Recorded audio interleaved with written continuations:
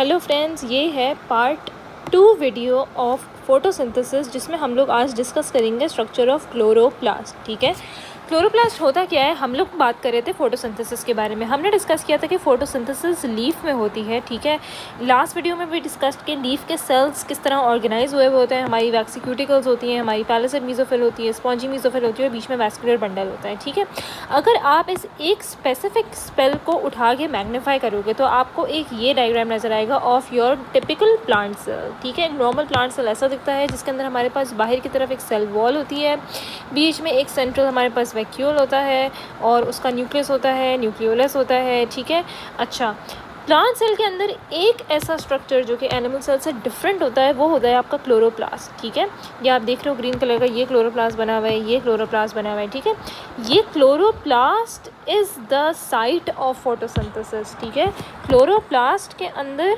आपके पास फोटोसिंथेसिस होती है। दिस इज़ द साइड जहाँ पे फोटोसिंथेसिस होती है।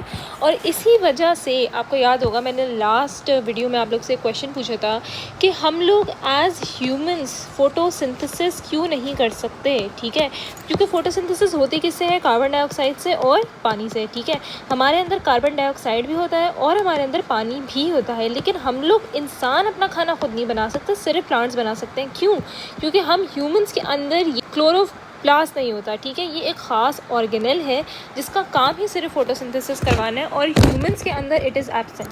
ठीक है, अब क्लियर है कि क्यों ह्यूमंस फोटोसिंथेसिस खुद से नहीं कर सकते, बिकॉज ऑफ दिस क्लोरोप्लास्ट। ठीक है, चलो अब हम क्लोरोप्लास्ट का स्ट्रक्चर देखेंगे। ठीक है, और मालूम करेंगे कि किस तरह क्या रीजंस हैं कि ये क्लोरोप्लास्ट जो है आपकी फोटोसिंथेसिस कर सकता है। ठीक है, अच्छा जी, ये है आपका स्ट्रक्चर ऑफ क्लोरोप्लास्ट। अच्छा, अब क्लोरोप्लास्ट के अंदर फोटोसिंथेसिस होती है। ठीक है, और अच्छा, सबसे पहली चीज़ क्लोरोप्लास्ट में ये होती है कि क्लोरोप्लास्ट के अंदर जो है आपके पास डबल मेम्ब्रेन्स होती हैं। ठीक है, दो मेम्ब्रेन होती है, एक इनर मेम्ब्रेन होगी, एक आउटर मेम्ब्रेन होगी। यहाँ पे मैंने शो किया हुआ है, ये आपकी आउटर मेम्ब्रेन है।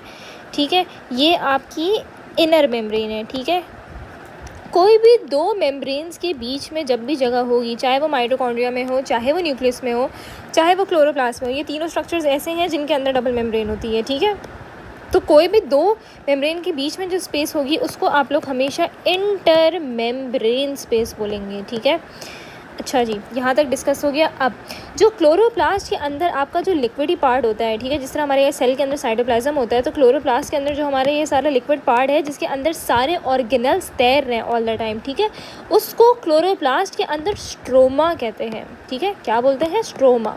The liquidy part inside the chloroplast is called the stroma. ठीक है, ये सारा पोर्शन है जिसमें हमारे सारे organelles are roaming all the time. ठीक है, अच्छा, अब इसके अंदर थर्ड स्ट्रक्चर जो आता है वो आता है आपके पास ये ब्लू कलर की आपको नज़र आ रही है, ये क्या है, this is your starch grains. ठीक है, स्टार्च क्लोरोप्लास्ट में कहाँ से आया भाई, हमने बात की थी कि फोटोसिंथेसिस में हमारे पास ग्लूकोज बनती है। ठीक है, अगर ये दो ग्लूकोज को मिलाएं तो माल्टोज बनता है। ठीक है, और अगर बहुत सारे माल्टोज को बनाएं तो क्या बनता है भाई, स्टार्च बनता है। ठीक है, तो एक तरह से जो लीफ अपना ग्लूकोज बना रहा है, ठीक है, अपना ग्लूकोज बना रहा है, वो उस ग्लूकोज को आपस में कंबाइन करके in the form of starch अपने ही पास अभी स्टोर कर रहा है। ठीक है, स्टोरेज भी तो हो रही है ना, ग्लूकोज बने जा रहा है फोटोसिंथेसिस में, तो वो जाकर है।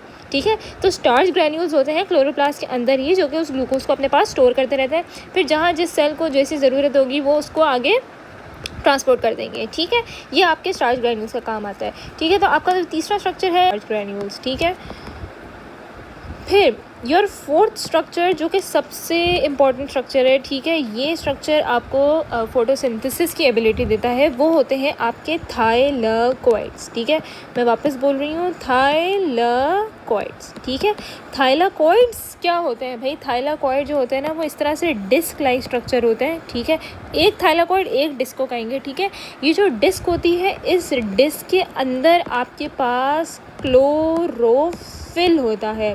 ठीक है, अब आप लोग ओ लेवल से पढ़ते आ रहे हैं कि भाई क्लोरोफिल जो है वो ऐसे पिगमेंट्स हैं जो कि आपकी फ़ोटोसिंथेसिस करवा सकते हैं। ठीक है, अब समझ आई कि सिर्फ यही ऑर्गेनल जो है वो क्यों अडेप्टेड है फ़ोटोसिंथेसिस करवाने के लिए, क्योंकि इसमें थाइलाकोइड है, थाइलाकोइड के अंदर क्लोरोफिल है और क्लोरोफिल आपकी फ़ोटोसिंथेसिस करवाता है। ठीक है, तो आपके जो क्लोरोप्लास्ट है उसके अंदर आपके पास बहुत सारे थाइलाकोइड एक दूसरे के ऊपर रखे हुए होते हैं। जाते हैं, ठीक है, कुछ इस तरह से। तो जब बहुत सारे थाइलाकॉइड, ये देखो एक डिस्क जो है ना वो थाइलाकॉइड है, ठीक है। थाइलाकॉइड का भी अपना स्ट्रक्चर है जो कि हम आगे जाके डिटेल में डिस्कस करेंगे, ठीक है।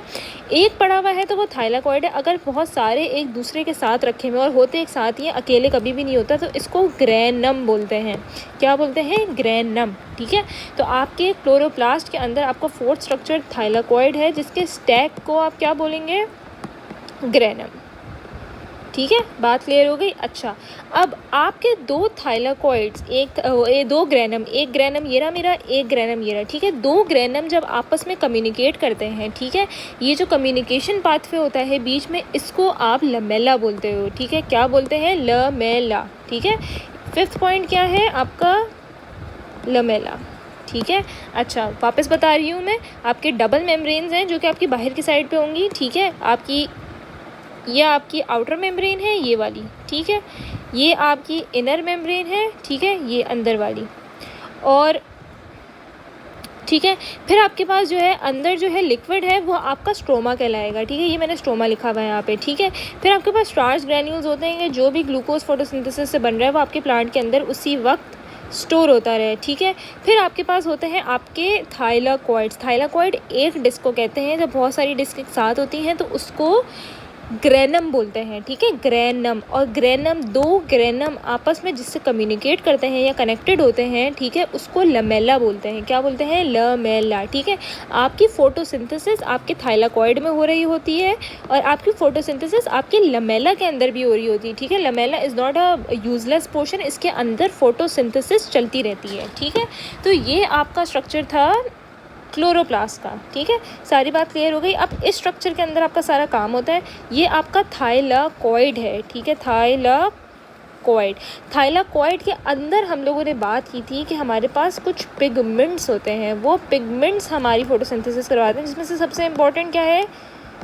क्लोरोफिल, ठीक है। आगे जाके क्लोरोफिल की भी टाइप्स आएंगी, ठीक है। आगे जाके थाइलाकॉइड की जो ये एक डिस्क है, इसका स्ट्रक्चर भी हमने डिस्कस करना है, जिससे हमें पता लगेगा कि भाई इसके अंदर क्या प्रॉपर्टी है कि वो फोटोसिंथेसिस का पूरा प्रोसेस कर सकता है। क्लियर? चलो